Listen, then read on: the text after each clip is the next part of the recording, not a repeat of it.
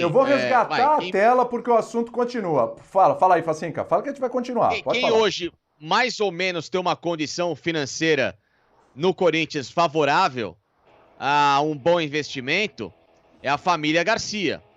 Só que aí é aquela coisa, toda vez ele se lança candidato e pula fora. Por que que acontece isso?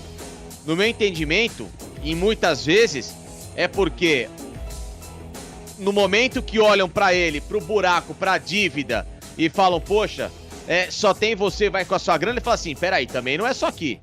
Eu não vou colocar todo o meu investimento, meu patrimônio pra salvar o Corinthians. Não existe isso, né? Então, o que o Corinthians precisa é de um conglomerado de grandes empresários, de pessoas sérias e que vão fazer uma gestão independente. É maluquice pensar isso? É uma utopia? Talvez seja, hoje talvez seja. Mas se não for isso, não vai pagar o que está acontecendo.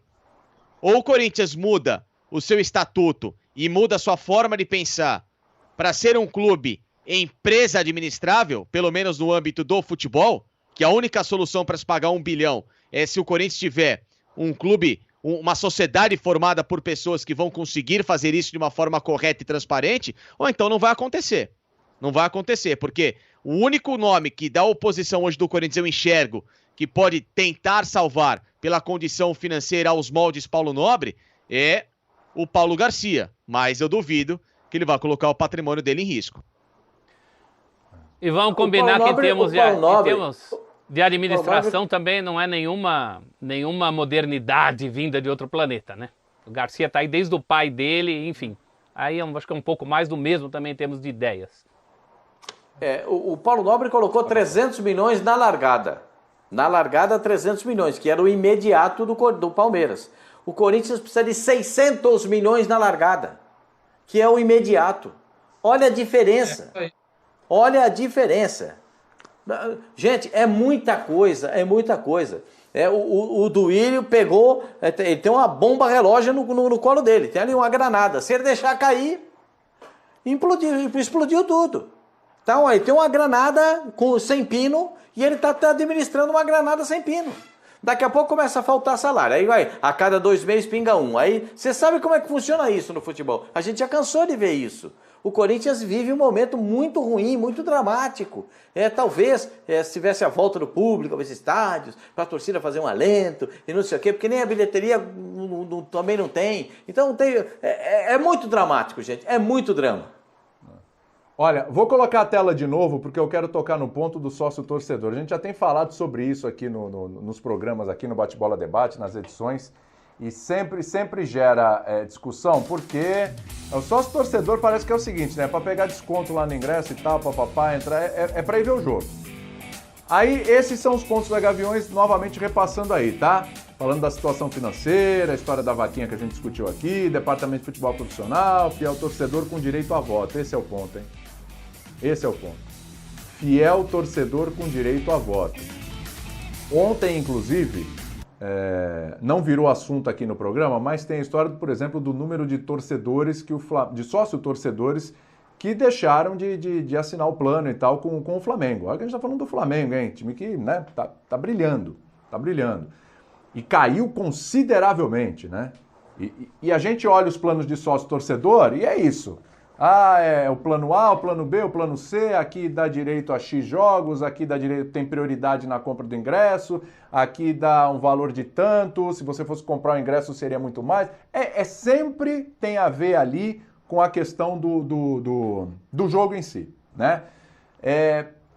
Ô Pascoal, essa história aí do sócio torcedor aí do Corinthians, direito a voto, você acha que isso era uma maneira, inclusive, de impulsionar financeiramente o clube por meio desse plano? Porque aí o cara que vota e fala, cara, não tá tendo jogo, ou o time tá ruim, ou apertou aqui a situação e tal, mas eu tenho direito a voto, eu tenho direito de ir lá escolher. Isso aí faria diferença? Faria muita diferença. Eu acho até que faria melhor até do que vaquinha. Porque se o cara se ele se afiliar ao Corinthians, a esse plano sócio-torcedor, o dinheiro entra no cofre do Corinthians.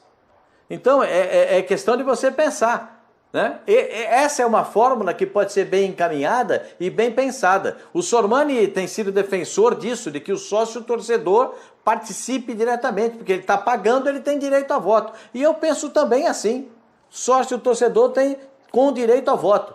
Pode ser, e pode ser a salvação do Corinthians, Mas porque esse dinheiro entra no cofre.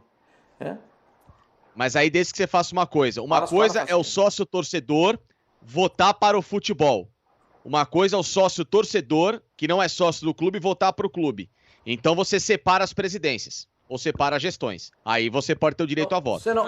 Hoje é impossível, não. Hoje, Fassicani, você não consegue separar uma coisa da outra, Fassicani. Você não consegue separar. Você não consegue separar. Hoje o Corinthians é futebol. Não, eu sei disso, eu sei disso. Vai, não discordo, Facinho. Discordo. O clube hoje não é nada. Imagina, você vai eleger o cara, o Zezinho da esquina, para ser presidente, que a torcida do Corinthians quer esse cara, porque esse cara vai fazer do futebol do Corinthians um futebol mais maduro, responsável, competitivo, etc. e tal. Você acha que ele não vai ter competência para administrar o clube? Lá nem vai. Você vai deixar de fazer o sócio-torcedor votar porque tem um clube que não representa quase nada, ao contrário, só traz dívida? Não, eu discordo de você. Não, é porque eu acho que assim, o futebol hoje tem que ser tratado diferente. Gente, só uma coisa aqui, só uma coisa para dar um exemplo aqui, vamos continuar a discussão, por favor, que tá boa. Só colocar uma tela, que eu citei o Flamengo e tem um número aí, inclusive, porque aí é legal, a gente tá falando das duas maiores torcidas do país, né? A gente tá falando de Corinthians, tá falando de Flamengo. Olha o Flamengo aí, ó.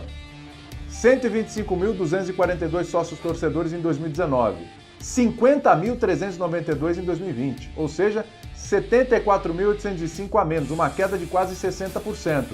É sempre bom pontuar. Pandemia, negócio apertou, o cara não vai ficar sem luz em casa, o cara vai diminuir comida e tal, mas ele vai ter que ter o que comer. Mas ele também não tá indo no estádio, né, William? Ele vai começar a cortar, não é? Então, exato. Então aí, ó, o cara vai cortando, isso é fato, Mas em cima do que a gente está falando, acho que o Flamengo também virou exemplo, porque você olha o plano de sócio-torcedor do Flamengo, mesma coisa ali, ó. Paga aqui, paga lá, tem estádio, aí tem um tourzinho lá, sorteio de camisa e tal, é tudo muito... Podia ser melhor. Muito pouco, né? Então o que a gente está falando talvez se encaixe para o Flamengo e para os outros também, hein, professor?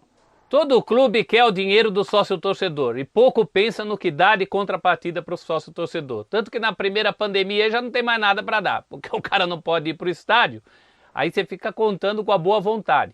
Não pode ser assim, né, gente? As coisas têm que ser mais profissionais. E essa questão do clube social pega, porque o Sormani falou, o clube social hoje representa muito pouco, mas quem elege o presidente é o pessoal do clube social. Sim. Então como é que faz? Talvez você reduza um pouco. Eu sei que o Corinthians é um polo muito importante na Zona Leste, viu, Sormani? De diversão, tem uma tradição dos sócios, mas a gente não pode esquecer clubes como o Juventus, por exemplo, que já chegou a ter, dizem, 200 mil sócios. Era outro mundo, gente. Os prédios, os condomínios, eles não tinham piscina como tem hoje. Era uma outra concepção. E tá lá aquele Juventus enorme do Zé Ferreira Pinto e ocioso.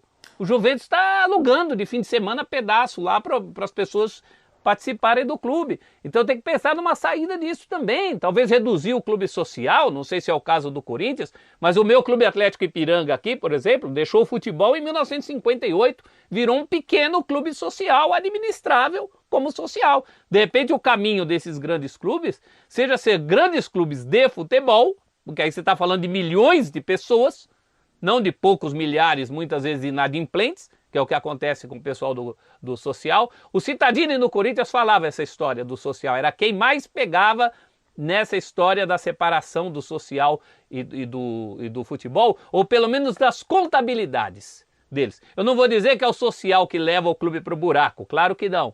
As loucuras no futebol são muito maiores que as do social. Mas eu acho que a reengenharia tem que passar por aí também. E em questão de eleição, claro que é muito mais democrático. Os corintianos são os torcedores do Corinthians, não são os frequentadores de piscina. Tem milhões de pessoas que nunca foram no Parque São Jorge na vida, inclusive em São Paulo. Então é essa coisa, é a concepção, é além fronteiras. É um clube internacional, um clube mundial, não é um clube de bairro. Por isso que eu defendo essa separação, administrações independentes. O futebol com a sua, o social com a sua, não se mistura, não se gera conflito. A torcida participa ativamente naquilo que ela quer, que é o futebol. Ah, mas eu quero também dar palpite no clube. Então aí você vira sócio do clube, aí você dá palpite nos dois. Você dá palpite no clube, dá palpite clube é no clube, no futebol é futebol, é isso aí. Entendeu? E aí... Embora o presidente até pudesse ser o mesmo, se gerisse direito.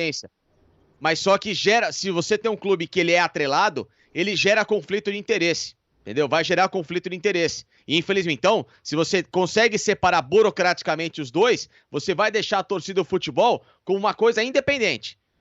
Esporte Clube Corinthians Paulista / futebol, acabou, sei lá, SA, não sei, qualquer coisa aí pra separar burocraticamente. E você faz o Corinthians ter uma administração para o futebol. Se você fizer isso, você corre o risco de acabar com o clube. O clube não vai ter mais sócio. Porque muita gente é sócio do Corinthians hoje por causa do futebol. Foi o que o Celso acabou de falar. O cara é sócio do Corinthians para ir na piscina, para ir jogar um tênis. Isso tudo tem no condomínio dele. Por que ele vai pagar a mensalidade, uma anuidade de sócio de clube? A joia. É joia, né?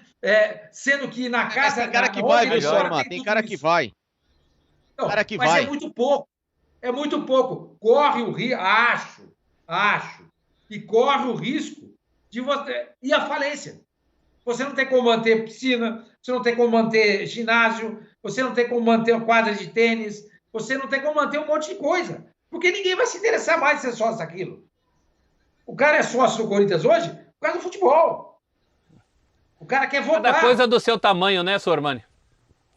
Cada coisa no seu tamanho. Clube social é para milhares e futebol é para milhões, né? Mas assim, professor, mas você acha que tudo isso Fecha aí, Facinca, fala. Não, é que assim, ô Sormani, por isso que foi feito o sócio-torcedor. Porque aí o cara que vai pro jogo hoje, não há mais a necessidade de ser sócio do Corinthians, do Clube Social Corinthians, para ter algum benefício de ingresso. O sócio-torcedor já dá esse benefício. Então, são coisas completamente separadas. Então, o cara que hoje é sócio do clube é porque ele frequenta realmente o clube. Não porque ele vai para ser sócio do futebol, vai ganhar algum benefício, porque são coisas que foram separadas, entendeu? O professor